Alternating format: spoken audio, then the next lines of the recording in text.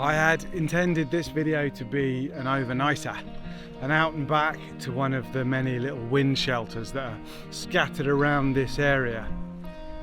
But in the space of about 24 hours, summer ended, autumn reared its head, and it's beautiful now when the sun's out during the day, but the nighttime temperatures have dropped right down, and a lot of the gear that I would want to take to make a cool temperature overnighter comfortable is still back in England. So I've changed my focus, and instead we're going on an exploratory day ride.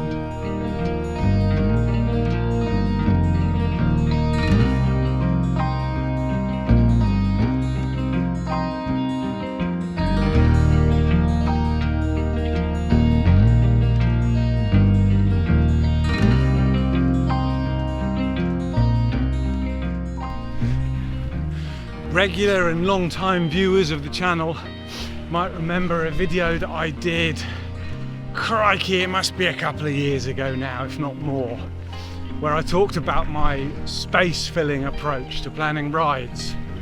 And when I go out on the bike, I record it on Strava, and then I overlay my entire Strava history onto a single map, and I use that map to plan future rides in such a way that each one adds at least some small new section of route to that overall map, some new nodes to that network.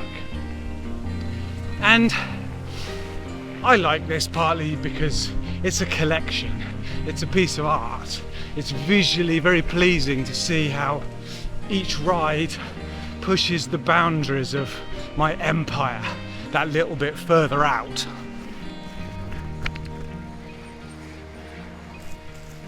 In a more kind of practical and general sense though, it's also a really good way of encouraging you to ride out to places you might not have ridden out to otherwise. Now, it's very easy to find those one or two loops and local rides that you know very well and to just do them over and over again because they're there and they're easy. And this kind of can lull you into that false sense of believing that the place you are has shown you everything that it has to show you, which is almost certainly not true. Even having lived where I grew up all my life until now, I would still find new little stretches of bridleway, new patches of woodland that I'd never been through before. And now, as someone living in an entirely new country, Sweden in this case, it's a fantastic way to get out and find my place in this new part of the world by being lost in it for a day. So the plan is I'm going to take two places that I know relatively well, the towns of Simrishamn and Ystad, and we're going to link them together with a bike ride. The rule being that I want to try and stay as close to the coast as possible. That's just a kind of arbitrary rule to govern the route, but it kind of ties into a bigger, grander adventure that I'm somewhat fantasizing about, which, if I remember, I might talk a bit more about at the end of this video. But as it is, the weather is not looking as nice as I'd hoped, and I'm on something of a deadline, so we're going to crack on and get lost in Skåne, in southern Sweden.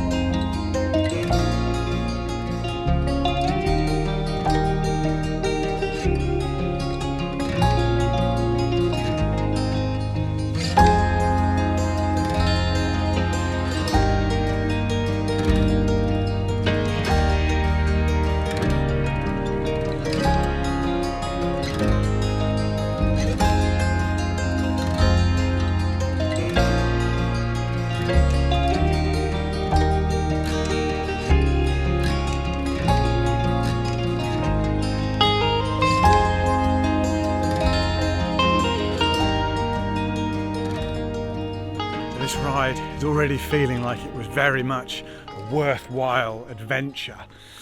Everything's autumnal and fresh, and the air is cool. It smells of fallen leaves and distant rain.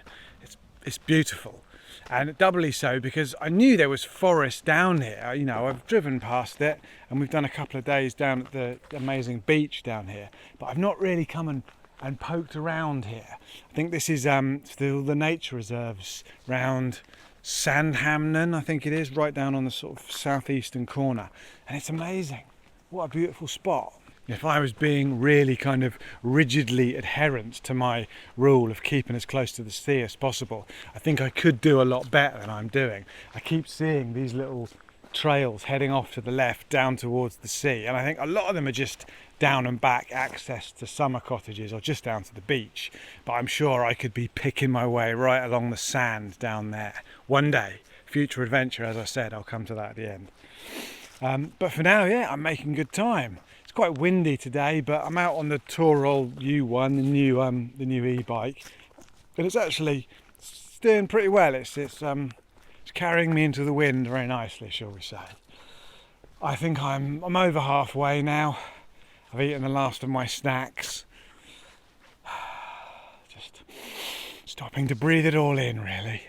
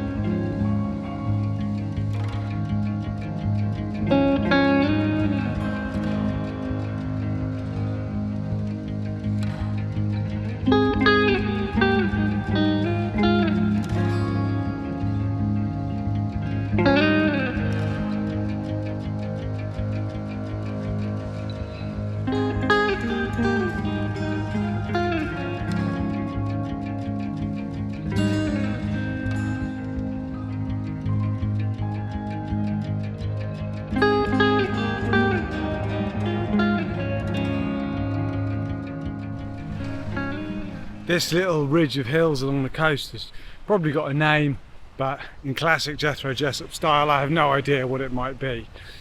Just down that way, kind of east of me, is the town fishing village of Korsaberga, I think, and up on the hills, you can't see it from here, but up on the highest peak looking out to sea is Alastena, which is a sort of ancient stone burial thing, I think, ritual thing. It's like a load of standing stones arranged in the footprint of a long ship. It's very cool. If you're ever in the area, it's worth a visit.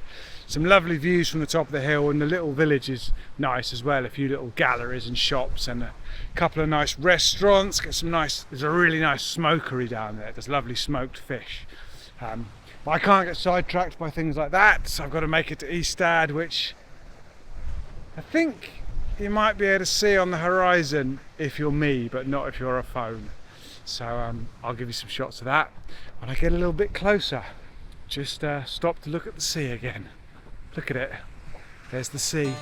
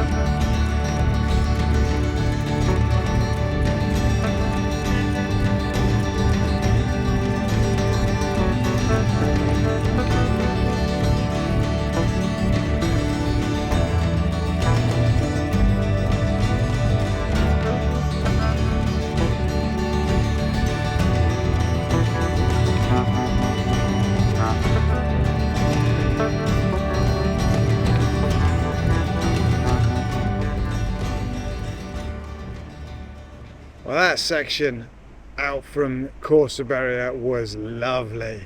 Amazing kind of uppy, downy, swooping roller coaster single track on sheep nibbled grass. Fantastic views out to sea one side, across the rolling hills the other. That lovely low autumn sun picking out all the details. Yeah, cracking bit of riding. Really nice fast gravel finish as well, all the way down to the main kind of bike trail back into Ystad, which is where I am now. Kind of all over before it started, really. I still haven't got used to how quickly rides sort of flutter away when you're on an e-bike. It makes so much difference. I mean, I must have done 40 or 50 kilometers, I think, and it feels like I've done, I don't know, 10, 15. I'm not entirely sure how I feel about that still, but it is what it is. The only thing really left to look forward to now is seeing that new line appear on the map. I'll put the moment on screen. You tell me if you don't find this just as satisfying as I do. You ready? What do you think of that? Oof, sexy. In fact, I think that's worth another look. Should we just look at that? Going from horrible, messy, shapeless knot of lines to ooh, lovely, tidy, closed loop of adventure. Next time I'll have to go up north, I think, and see if I can bring these couple of little day afternoon walks in nature reserves that I recorded into the fold. I don't like having them floating up there on their own. It seems rather messy. But yes, this ride is basically nearly over. Ystad is just up ahead, round that point, a few kilometres, and then I'll get a train home. What else is there to say? Yes, you can see from this route how well I did at keeping right on the coast. And the reason I was trying to do that was because I've been it's kind of a fantasy daydream, but I would like to try and do a ride. This won't be till next summer, if it ever happens at all, which stuck as rigidly as possible to the borders of Skåne County. I've sort of scoped this out on the map, and from Simrishamn you could do basically the ride I've done today. You could keep a bit closer. There was a few points where I could have got closer, I noticed. Then on from Ystad you could go all the way along the coast, all the way round up to Malmö, up the west coast to, I can't remember where the border actually cuts inland again. Then you can follow the inland border pretty closely, all the way back across to sort of Ystad, I think, and then back down to Simrishamn. It would be a really cool ride, and it complicated by the fact that up that inland border goes through some foresty bits, so you'd end up doing some yomping and carrying, but mostly because it goes through quite a lot of lakes as well. So I would have to get myself a pack raft, which is something I have been fantasizing about for a long time, but can't justify the expenditure at the moment. So if anyone out there knows anyone in southern mid Sweden who's in any way involved in the pack rafting, specifically bike rafting world, who would like to get involved, maybe, I don't know, who can put me in touch with someone who can give me a bit of training, who can maybe rent me some gear, I don't know, anyone in that world who thinks that sounds like a cool mission. If you're out there, I'd be well up for I don't know, maybe thinking about doing that next year. It seems like a really cool plan. I am blathering. That's me done. I hope you've enjoyed. It's been a very quick ride. All these people here, you are the sheep nibbled swooping single track between the horrible briary lumps of life. You are my monthly Ko-fi supporters. Thank you once again. You're all splendid. I hope you realise that the little metaphors that I use each time to describe these amazing people are completely off the cuff. I always mean to write something really poetic and amazing. I forget. I get to this point when the names are here and need to be described, and I have to quickly go, what have I been talking about in this video? How can I describe these amazing, amazing folk to whom I owe my only financial income at the moment. So thank you all very, very much. More of the same coming. If you would also like to support the channel, links in the description, Ko-fi, Etsy, all kinds of stuff. Hit the thanks button. Blah, blah, blah, blah, blah. I'm going to do the last few miles to Ystad. See you all on the next one, folks. Bye now.